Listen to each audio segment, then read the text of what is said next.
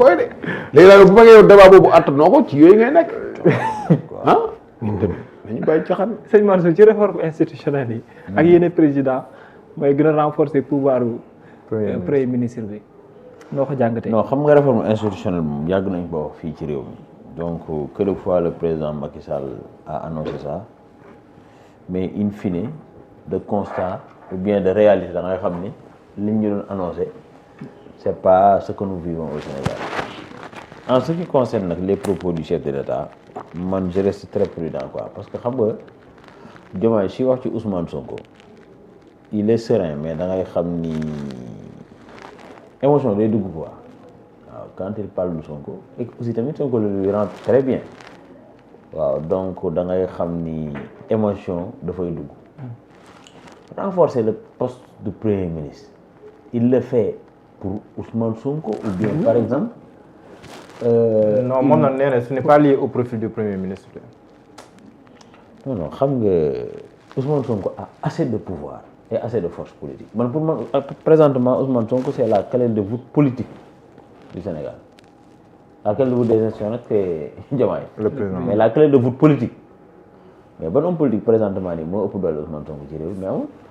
le renforcer par rapport à quoi parce que même dans la constitution article titre 4 bi mais titre 4 dafa jox premier ministre cër bu am solo il dit que le gouvernement comprend le premier ministre chef du gouvernement mais quand tu es chef du gouvernement tu n'es pas n'importe qui chef du gouvernement. Alinéa 2 le gouvernement conduit et coordonne la politique de la nation sous la direction du premier ministre. C'est pas rien, n'est-ce pas? Il est responsable devant le président de la République et devant l'Assemblée nationale, DPG, dans les conditions prévues par les articles 85 et 86 de la Constitution. beneen bi ñu bëri xamuñu ko mooy comment dirais-je encore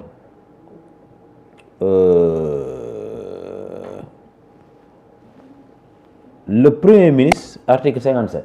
le premier ministre dispose de l'administration et nomme aux emplois civils attention déterminé par la loi article 57 am na yeneen disposition yu ñëw après sa nomination le premier ministre fait sa déclaration DPG devant l'Assemblée nationale cette déclaration est suivie d'un débat etc donc moi je pense que ni le premier ministre il a assez de pouvoir moi je pense que xam nga lan la ñu waroon def expliquer véritablement lan mooy dooley premier ministre ba ñuy taxaw fii jàpp ne li Ousmane Sonko am nii daf ko jomb quoi en fait moi je pense que débat bi foofu la nekk xam nga parce que li ma wax nii ça complète ce qu'il dit par rapport à la présidentielle c'est-à-dire ñun non franchement on n'a pas une presse responsable on n'a pas une classe politique responsable bàyyi ma rek ma àggali parce que Ahmed li am ci semaine bi c'est du méga n'importe quoi concernant certains soi-disant journalistes et certaines déclarations venant d'hommes politiques sëriñ bi li ma la wax nii c'est documenté par la Constitution l'article 50 travail bi ñu war a def mooy wax lan mooy dooley premier ministre ba nit ñi xam ko ñoom ñi taxaw di wax non mais c'est-à-dire gis nga Ahmed man débat bi ngeen nekk nii man parfois xool tey j'ai failli ne pas venir. lu tax non mais parce que da ngay ñëw fii ñu naan la opposition bi nee na Ahmed de fait li xew 2024 moo lay wane ni présentement opposition mënagul am Sénégal c'est ça la réalité quoi mu neex la mu naqari la mu neex ma mu naqari ma mu neex leen ñoom mu naqari leen c'est ça la vérité xam nga ne taxaw fii di wax ay avion ay waxi dof quoi en fait. tey constitution bi jox doole non mais ay waxi dof c'est-à-dire constitution bi moo jox mais un premier ministre il peut nommer au poste civil et militaire président débat bi ñu war a def wala explication bi ñu war a def mooy wax nit ñi lan mooy dayoy premier ministre ba nga xam ne n'importe qui dootul nekk fële ca àll ba di bind ay articles de sabotage c'est pas des articles de presse encore une fois. maanaam c'est pas l'appendicité de nom man. am na non Ahmed. gis nga man non moi je suis très courageux. non laaj ma la tur. moi je suis un homme très courageux. xam nga rek ma li ma gëm. je parle de l'article. je ne parle pas de personne. mais article bi nga ne article. mais article sabotage article sabotage. lu nga article sabotage. yow li nga article bi. waaw lii Ahmed tu aurais mis ça dans ton site toi. nañu waxtaan. tu aurais mis ça dans ton site. La reprise des dépêches, effectivement, c'est permis en journalisme. mais yow un président quelconque bu doon invité le plus grand comédien du Sénégal du ko convoqué daf koy invité mais nañ waxante dëgg quoi ba pare ngay gis ay nit taxaw fee naan non nañ ko bàyyi nangam mais li ñu bind c'est du sabotage boo xamante ne bii mën na jaxase ñaari état Birame Souleye Diop bi mu waxee lu mel noonu te jigéew ko sax dañ ko woo mais ngay gis depuis démb nit ñi naan non dugg génn et cetera ngay wax loo xamante ni c'est du poisson d'avril du sax poisson d'avril article de sabotage mais affaire bi bu jaree ñu yóbbu ko instruction dañ ko war a yóbbu instruction Ahmed moi je suis en porte-à-faux avec ces soi-disant non sëriñ bi gis nga gars yi 1 an après man je me suis rendu compte que ne téyeguñu dëkk bi dañu war a téye dëkk bi am na tey ñi reprendre article bi yëpp dañ leen war a woo loolu laa gëm man loolu laa gëm de. article d'origine bi nag. non loolu laa la wax dama ne Ahmed loolu tax mu war a am instruction ba ñu xam kan moo ne ci gannaaw est-ce que lii doo ko dugal ci li président waxoon keroog palais est-ce que doo ko ci dugal. mais Ahmed lii sabotage la yow boo jàppee ni lii mooy journalisme non Ahmed kon sëñ bi man dama lay weddi mais ay nit dañuy taxaw ne ci àll bi di bind du méga n'importe quoi après nga naan non dama ko gis fii kii reprendre na ko mais loolu du journalisme après les gens vont te dire non pendant 20 ans il est non c'est-à-dire xoolal il y a des gens qui ont décidé de saboter ils doivent en subir naturellement toutes les conséquences et de droit yow lu constitution c'est-à-dire mais je me demande chaque jour ma wax ko fii ñaari nit kenn warul leen ëpp culture générale journaliste homme politique yow constitution bi mu nit yi ngay wax ay wax yu dof quoi di génn di ma wax ay waxi avion te constitution moo ko après ëllëg ñu ne ñu laaj réew mi mais Ahmed gars bu ñu fonto constitution moo ko wax moo may droit c'est-à-dire may doole premier ministre muy nommer quelqu'un qui préside des réunions interministérielles tu penses qu'il est n'importe qui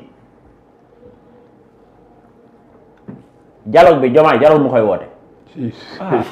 il faut arrêter avec ça non gars yi dañuy nekk di ay caaxaan ay caaxaan lañu nekk non Ahmed Diallo gars yi ay caaxaan la ñu nekk on n'a pas besoin de dialoguer avec des gens qui ne savent pas lire la constitution lan ngay dialoguer ak ñoom mais lan ngay dialoguer ak ñoom jàmbaar lan wax ma lan ngay dialoguer ak ñoom les révisions des gens qui sont incapables de lire la constitution non dañu d'accord taxaw fee naan seen bisaab yi tàng après ñëw taxaw fee naan ma ay dugg génn non yaa ngi tooñ xoolal Touré non Touré non c'est qu'on est pas sérieux c'est-à-dire ce pays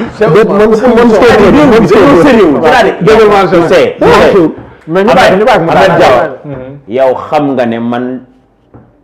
je pense que je suis un chroniqueur à enjeu tu sais pourquoi parce que man damay dóor ci ñaari côté yëpp yow loolu xam nga ko man damay dóor ci ñaari côté yëpp mais doo lire constitution bi mais lire la constitution bi man bi ma déggee dem ñuy wax ma ne mais man xanaa du constitution Sénégal laa doon lire fan yi wala déet moo tax bi may ñëw ma armé wu indi ko mais Cheikh sëñ Mansour fii journaliste bi laa interpellé waat est-ce que mën nañ commande réew mel ni Sénégal mu am benn site buy bind benn mbir ba léegi ni kenn mënu laa wax ne ndax site bi ndax Sénégal la nekk wala ndax da nga ko loolu laa la wax dañ ko war a yóbbu instruction jàmbaar man loolu laa gëm de même pas droit de repli mais di ci wàll bokk gis nga loolu laa la wax dama ne Ahmed na nit ñi bàyyi seen émotion bi bàyyi seen fumisterie bi te maa ngi xaar ba Synpics génn fi benn communiqué. génn na kay. non war nañ soutenir suñu non confrère. mais xam nga la nañ communiqué. mais daaxantewul on peut soutenir notre confrère. mais daaxantewul ak li nga wax maanaam mbirum site bi ñu xool voilà. xam nga fan laay waxee xam nga fan laay interpeller Synpics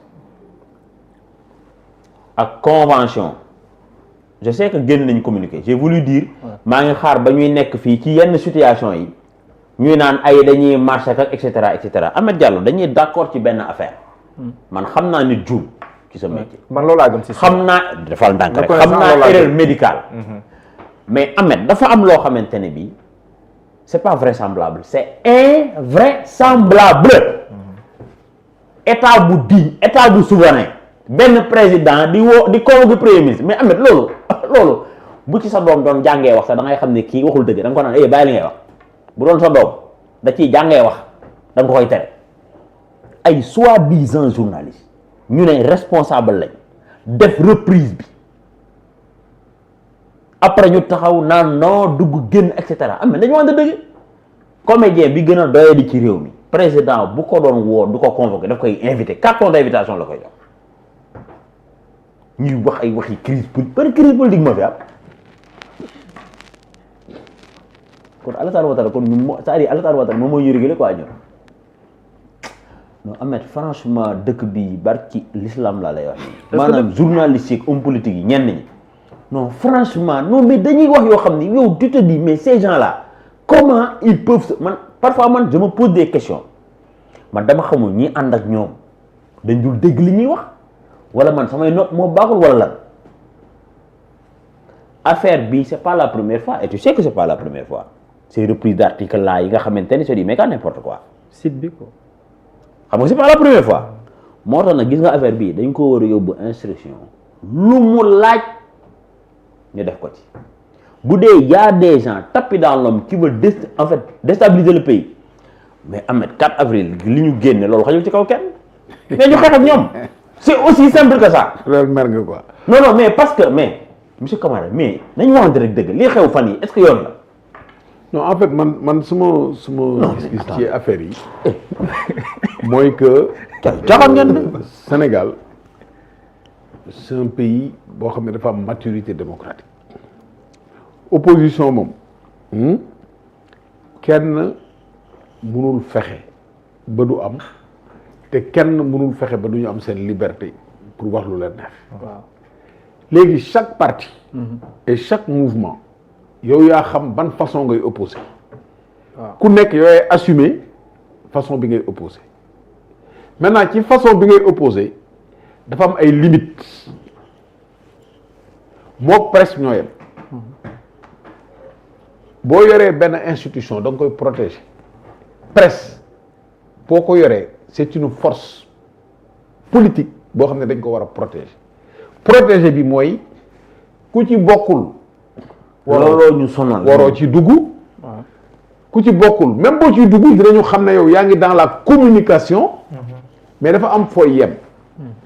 mais Sénégal mais ay ramifications parce que ni informé nii sax il paraîtrait que Bougane aussi est recherché selon Omar Faye bu Saint-Louis quoi alors léegi attends ma yeggali donc protection boo yoree métier boo yoree tout da nga koy protéger boo koy protéger mooy lu ci bokkul nga génne ko ci nga sàmmonte ak textes yi ak règles yi affaire u pénal yi reprise yëpp c'est prévu ay yëpp dafa am loo war a reprendre noo ko war a reprendre les procédures de vérification dafa am léegi opposition bu la neexee am na ñoo xam ne ils font feu de tout bois dañuy wax nañ dóor rek na tàng rek na dóor na saf waaw mais dafa am ay limite bi d'abord mooy constitution xam nga mën nga débat mais est-ce que war nañu renforcer pouvoir du premier ministre ou non parce que circonstances yi moo ko laaj conditions yi nga xam ne nii moom le président ñëwee ak force bi premier ministre am sur le plan politique mën na poser le débat d'accord ñu ne léegi est-ce que au lieu de civil simplement mënuñ ci yokk militaire débat la c'est un débat mais ki koy tranché mooy kan mooy assemblée nationale c'est un débat constitutionnel beneen bi mën nañu ne est-ce que dañuy def comme France que la politique du gouvernement soit définie par le premier ministre et conduit circonstances yi mën na indi débat bi xam nga am na circonstances yoo xam ne kenn daawu ko débat mais nouveauté bi am mais est-ce que cette nouveauté là elle est provisoire est-ce que am na pérennité est-ce que war nañ ko encourager waruñu ko encourager et cetera d'accord donc ça c'est un vrai débat mais ku nekk am na noo ko gisee bu ñu demee ci dialogue ba ku nekk di nga wax noo ko gisee moi en tout cas j'appelle à la prudence institution dañu war a fexe ba nga xam ne mu am ay clause d'éternité yoo xam ne pour nga soppi ko selon les profils ñu koy bañ di laal selon les profils bu fekkee nag dafa am sujet yoo xam ne soppi ko dafa yomb nga génn ko ci constitution bi nga def ko ay loi organique wala yooyu mais yi ñu war a bàyyi ci constitution bi ñu bàyyi constitution 58 bi ñu jëloon ñu teg ko fële ñu seet ñun ñooy ñan d'accord lan mooy sunu motivation ban peuple la ñu bëgg ban état la ñu bëgg ñu tëgg une constitution sénégalaise pas une constitution du Sénégal comme constitution Côte d'Ivoire comme constitution ay territoire ñu seet lan mooy ñu seet li nga xam ne lii c'est des sujets qui peuvent varier de façon importante ñu génne ko ci constitution bi def ko feneen li nga xam ne nag mooy fondamentaux yi bu ñu ko xasee ba bind mu bañ a tey am benn werante. d'accord xoolal lu ndaw daanaka man d'entendement des propos du président moi je pense que ni c'est le mot que je cherchais c'est-à-dire c'est à titre provisoire man bu dee loolu la d'accord ma même sax pour ce cas de figure là moi je pense que ni jaru ko li ma wax fii te dama survolé article yi rek. d'accord Ahmed Diallo bu ñu expliquer sénégalais yi lan mooy poste premier ministre ce débat c'est pas d'accessoire là du am. mais sëñ Mansour est-ce que nekkul ne li muy gulet parce que dañoo yàgg am premier ministre yoo xam ne nii daanaka. mais kii c'est un premier ministre super fort qui est plus fort que le président politiquement parlant. parce que boo xoolee ñu mu wutoon ñoom amuñu woon. je me suis battu pendant 10 ans pour faire de lui un président de la République en 10 jours il a fait de moi un président de la République loolu c'est la première fois. léegi bu ñu delloo ci construction bi dañuy xam ne lii lu yanoo maanaa la man bi ma leen njëkkee dégg ñu naan saak léegi ñu ne avion daa ne non alternative amagul. position bi alternative amagul. waaw bu fekkee da ngay commencer d'abord par ci presse bi li fi xew d'abord balaa ñuy dem ci wàllum réforme institutionnelle yi. waaw bu dee presse bi de waaw man sama